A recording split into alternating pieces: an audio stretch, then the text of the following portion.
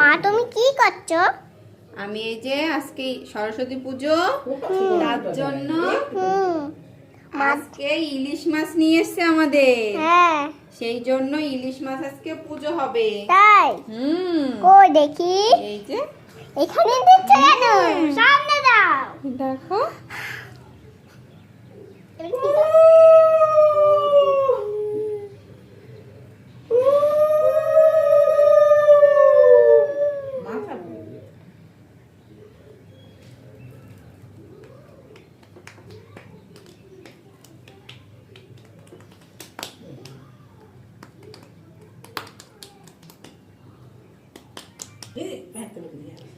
Hello বন্ধুরা, দেখো আজকে আমাদের সরস্বতী পুজো উপলক্ষে জোড়া ইলিশ এনেছে। তোমাদের কাদের কাদের এই নিয়মটা আছে সরস্বতী পুজো উপলক্ষে জোড়া ইলিশ খেতে হয় অবশ্য কমেন্ট করে জানিও।